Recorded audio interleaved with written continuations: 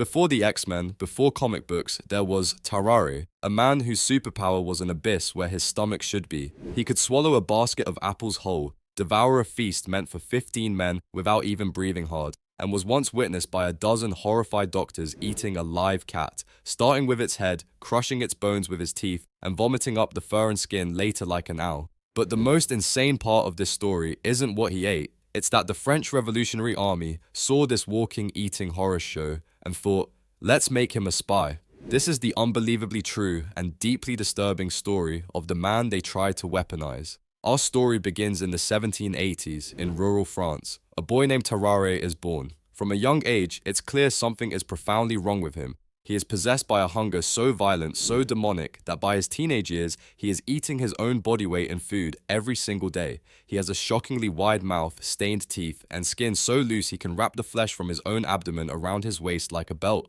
When he hasn't eaten, his skin hangs in limp, sad folds. After a massive meal, his stomach distends like a grotesque balloon. His body is constantly hot to the touch, and he sweats profusely, stinking so badly that people can reportedly smell him from 20 paces away. His parents, poor and terrified, can't afford to feed this human vortex. They kick him out. Tarrare is forced to wander France, eventually falling in with a traveling circus of thieves and street performers. He becomes a freak show act. He shoves entire baskets of apples, dozens of eggs, even corks and stones into his gaping mouth to earn a few coins from horrified onlookers. He is a spectacle of pure gluttony. Then, the French Revolution ignites. Like many poor young men, Tarrare joins the French Revolutionary Army. This is where his personal hell truly begins. Army rations are notoriously small. For a normal soldier, it's a misery. For Tarrare, it is an agonizing, slow-motion starvation. The hunger drives him to madness. He starts sneaking out of the barracks to root through garbage piles and gutters,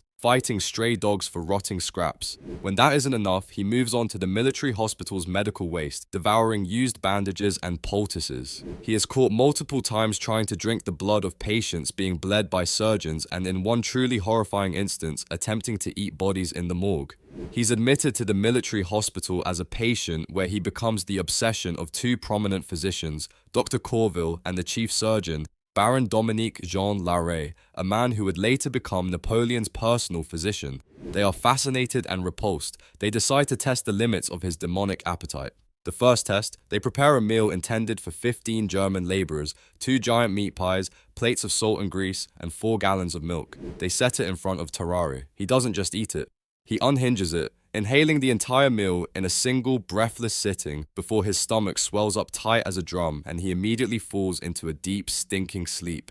The doctors, now realizing they are dealing with something beyond the known limits of science, escalate their experiments. They bring him a live cat. Tarrare, without hesitation, tears its abdomen open with his teeth, drinks its blood, and consumes the entire animal, leaving only the clean-picked skeleton behind before vomiting up the fur. They present him with snakes, lizards, puppies. He devours them all. The doctors are documenting this with a chilling scientific detachment, calling him a polyphagist, a fancy word for someone who eats everything. It is during these experiments that a high-ranking general, Alexandre de Beauharnais, hears of the man who can swallow anything without it harming him.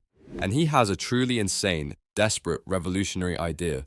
Could this medical monstrosity be useful to the war effort? Could Tarrare become a human mailbox? The plan is born. Dr. Corville places a secret message inside a small wooden box. He presents it to Tarrare and orders him to swallow it. He does.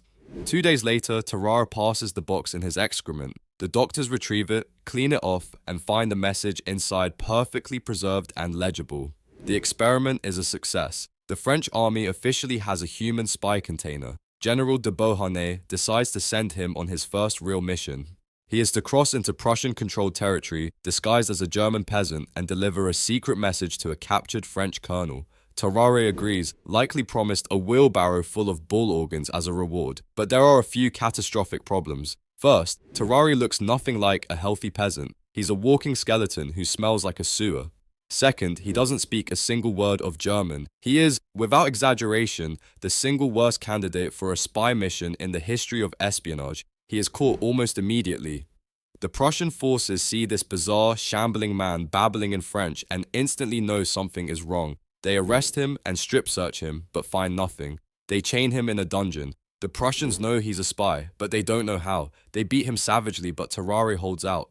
finally, after 24 hours of abuse and starvation, he breaks and tells them about the box inside his stomach. The Prussians chain him to a latrine and wait, and wait. When the box finally emerges, the Prussian general snatches it up, eagerly expecting to find France's top-secret battle plans. He opens it. The message inside simply reads, "Let us know if this worked." The general is so enraged at being made a fool of that he orders Tarrare to be taken to the gallows. They put a noose around his neck. They begin the execution. At the very last second, the general calls it off, having the terrified, sobbing Tarrare beaten one last time before throwing him out and telling him to never return. The spy career of Tarrare is over. It was a complete and utter disaster. He returns to the hospital in France, traumatized and broken. He begs Baron Percy to cure him of his affliction, to do anything to stop the hunger. Percy tries everything: opium, wine vinegar, tobacco pills, an endless diet of soft-boiled eggs. Nothing works. The hunger is now worse than ever, and it's making him feral. He roams the hospital at night. He is caught drinking from bloodletting bowls and fighting with corpses in the morgue. The other patients are terrified of him. The staff sees him not as a patient, but as a caged animal. And then comes the final soul-crushing horror. A 14-month-old baby, the child of a hospital worker, vanishes without a trace. There is no proof, no body is ever found, but every single person in that hospital, the doctors, the nurses, the patients, turns their eyes to Tarrare. The suspicion is so thick, so absolute, that Baron Percy can no longer protect him. Tarrare is violently chased out of the hospital, banished forever. He disappears into the shadows of history. 4 years later, in 1798, a doctor in the city of Versailles is contacted about a patient in the final stages of advanced tuberculosis. It is Tarrare. He is weak, dying, but still possessed by the same demonic hunger. He dies shortly after. An autopsy is performed, but the surgeons can barely stand to be in the room due to the overwhelming stench of rot. They find a gullet so wide they could see straight down into his stomach. His liver and gallbladder were abnormally large. His stomach was enormous, covered in ulcers, and filled his entire abdominal cavity. But they found no cause, no explanation. The man was simply an abyss. Tarrare's story is a stomach-churning footnote in the annals of medical history. It's a grotesque tale of a biological anomaly, but it's also a chilling look at the brutal intersection of science and war, a cautionary tale about what happens when desperate men try to weaponize a force of nature they cannot possibly comprehend. And it leaves us with a question that science never answered. What or who was Tarrare? And what other horrors like him are buried in the forgotten case files of history, waiting to be rediscovered?